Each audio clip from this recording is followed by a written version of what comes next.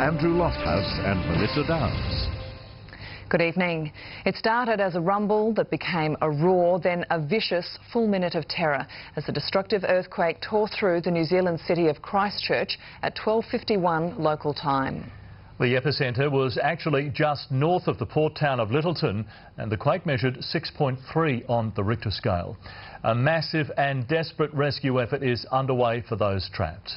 Already we know 65 people are dead, and that number is expected to go much higher.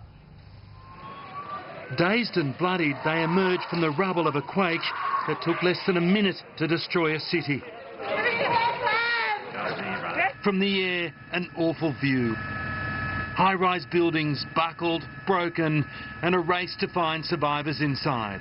We know there are people trapped in there. Cameras caught the moment. Christchurch crumpled. Live earthquake. This giant rock has just fallen on the RSA building. It's terrifying. Everywhere there is dust, confusion and fear.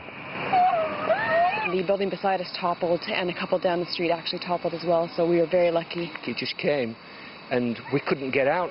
It all collapsed and all the doors were shut. We had to smash the window out. Street upon streets of crushed cars, buckled footpaths, fallen masonry, entire buildings reduced to piles of bricks.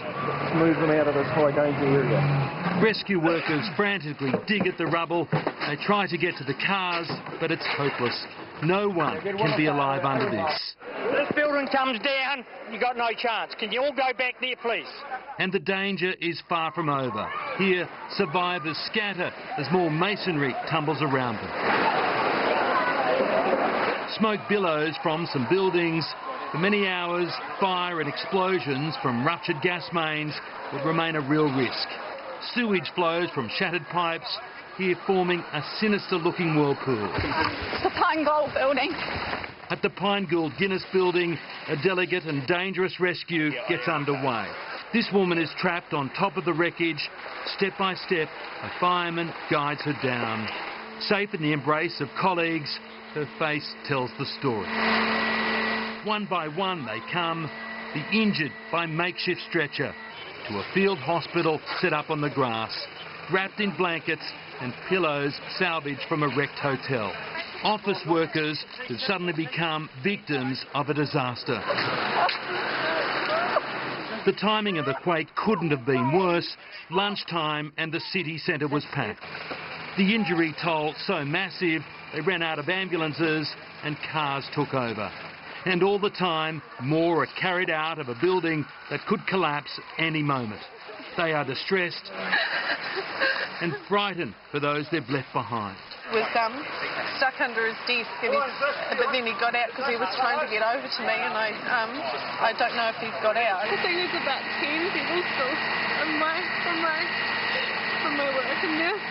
It was the same across the city. Rescue after rescue, halfway up an office block, and women brought down by firemen. This rescue was from the 17th floor of a building where the stairwell had collapsed. There was no time to wait for help. Workers used a skiff to reach colleagues inside the wreckage. Aftershocks rumbled through the day. Emergency services urged people to get out of the city. But in the immediate confusion, parks became a safe haven. Mobile phone services jammed as thousands tried to ring their loved ones. It wasn't just the city centre. Homes in the suburbs copped damage too. Unlike the last quake, this has taken a heavy toll in human life, and it left New Zealand's Prime Minister visibly shocked. The look on people's faces, the people just sitting on the side of the road, their heads in their hands. This is a community that is absolutely in agony. As every hour passes, the number of deaths continue to rise. The search and rescue mission is only now getting into gear, and the country is dreading what it might ultimately find.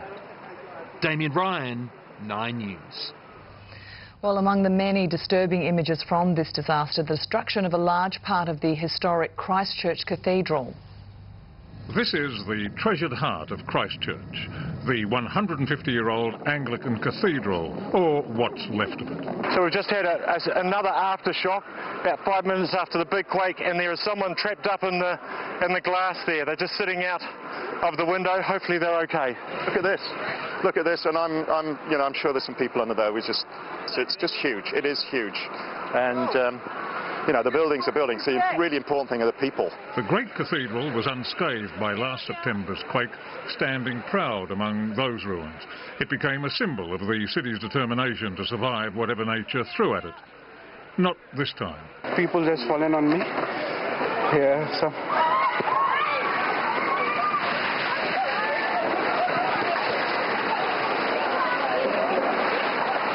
The cathedral is a significant tourist attraction, people constantly climbing the tower for the view. When I got here earlier on, the witness was out here. Basically, when the shocks happened, there was people up in the tower. That's full of rubble. They've probably passed away. Inside the main body of the church, worshippers are often here during the day. This television crew found nothing but wreckage. Unbelievable. The whole site is completely caved in. Where the tower was. And after last year's earthquake, engineers certified the building as safe. Along with much of the cathedral itself, that confidence now lies in ruins. Peter Harvey, 9 News. A task force of 73 emergency workers is being sent from Australia to help with the disaster, which caused distress and panic on both sides of the Tasman. Our closest neighbour and Australians were caught in the disaster. About 8,000 are in the region. Some live there, some are holidaying. We've been here one night and I get a nice birthday present of an earthquake. One of them, Melbourne doctor Marnie Bastow, was in Christchurch for a medical conference. She went straight to work as the devastation became apparent. For the time being, we're just trying to accumulate any supplies that we can, and we've taken some from the stores around, and everyone's been very helpful giving medical supplies, everything that they've got so far. As news of the quake hit, Kiwi expats were desperate for news of their loved ones. Mum was right in the city. Have you heard? Is she okay? They flocked to Sydney Airport, but flights in and out of Christchurch were cancelled. There's a lot of family and friends down there that we're not too sure about. I just thought, no, not again. We've had so many. We've had 4,500 shakes since September.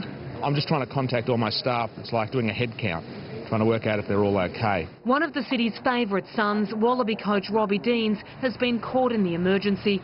His mother evacuated. Today he choked back tears on air. It's going to be a tougher pill to swallow. I mean, this is just so tough because the community was waiting to rebuild their lives, and they thought that day was coming, but this is a real setback.